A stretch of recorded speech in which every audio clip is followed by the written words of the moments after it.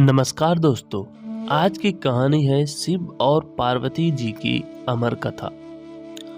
पुराणों में स्मरण है कि एक बार मां पार्वती ने बड़ी उत्सुकता से बाबा श्री विश्वनाथ महादेव से यह प्रश्न किया कि ऐसा क्यों होता है कि आप अजर अमर हैं और मुझे हर जन्म के बाद नए स्वरूप में आकर फिर से वर्षों की कठोर तपस्या के बाद आपको प्राप्त करना होता है। जब मुझे आपको ही प्राप्त करना है तो फिर मेरी यह तपस्या क्यों, मेरी इतनी कठोर परीक्षा क्यों, और आपके कंठ में पड़ी यह परमुंड माला तथा आपके अमर होने का कारण, वो रहस्य क्या है?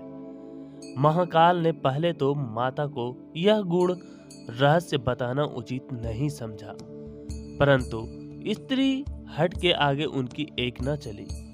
भगवान शंकर ने मां पार्वती जी से एकांत वो गुप्त स्थान पर अमर कथा सुनने को कहा ताकि कोई ना सुने, क्योंकि जो इस कथा को सुन लेता है वो अमर हो जाता है। इस कारण शिव जी मां पार्वती को लेकर किसी गुप्त स्थान की ओर चल पड़े। सबसे पहले भगवान भोले ने अपनी सवारी नंदी को पहलगाम पर छोड़ दिया। इसलिए बाबा अमरनाथ की यात्रा पहलगाम से शुरू करने का बोध होता है। आगे चलने पर चंद्रमा को चंदनबाड़ी में अलग कर दिया और गंगा जी को पंचतरणी में, उसके बाद कंठभूषण सर्पों को शेषनाग पर छोड़ दिया। इस प्रकार इस पड़ाव का नाम शेषनाग पड़ा। आगे की यात्रा में अगला पड़ाव गणेश टॉप पर पड़ता है।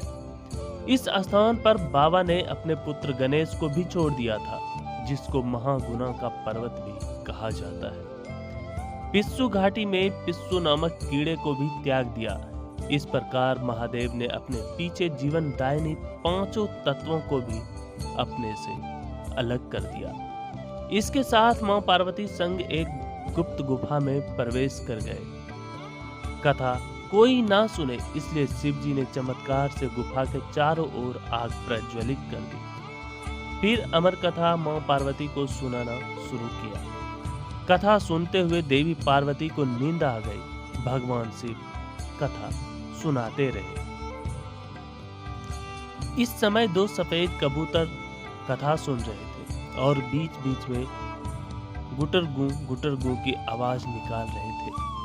शिवजी को लग रहा था कि मां पार्वती कथा सुनकर हुंकार भर रही है। इस तरह दोनों कबूतरों ने अमर होने की पूरी कथा सुन ली थी।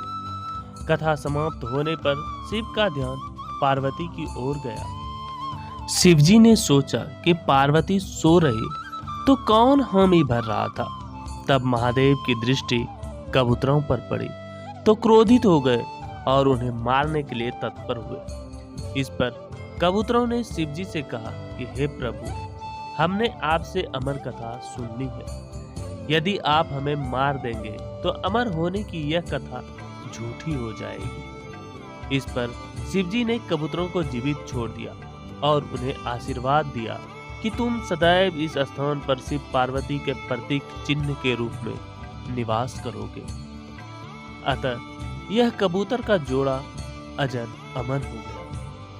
माना जाता है कि आज भी इन कबूतरों का दर्शन भक्तों को प्राप्त होता है। इस तरह से यह गुफा अमर कथा की साक्षी हो गई। इसका नाम अमरनाथ गुफा पड़ा। यहाँ गुफा के अंदर भगवान शंकर बर्फ के निर्मित शिवलिंग के रूप में विराजमान है। पवित्र गुफा में मां पार्वती के अलावा गणेश के सभी अलग से बर्फ से निर्मित प्रतिरूपों के भी दर्शन किए जा सकते हैं। गडरिये ने ढूंढा। गुफा पवित्र गुफा की खोज के बारे में पुराणों में भी एक कथा प्रचलित है कि एक गडरिये को एक साधु मिला।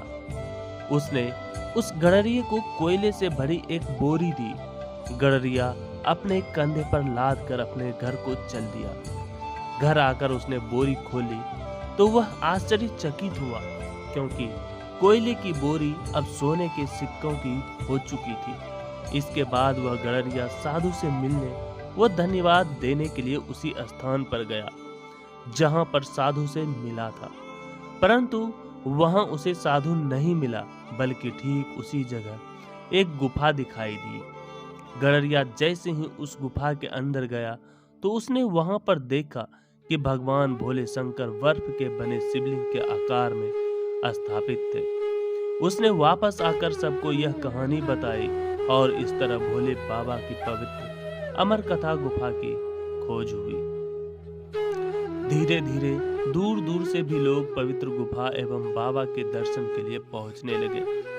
श्री अमरनाथ जी के दर्शन से लाभ। बाबा अमरनाथ दर्शन का महत्व पुराणों में भी मिलता है। पुराण अनुसार काशी में लिंग दर्शन और पूजन से 10 गुना, प्रयाग से 100 गुना और नैमिषारण्य से 1000 गुना पुण्य देने वाले श्री अमरनाथ जी के दर्शन हैं। धन्यवाद दोस्तों।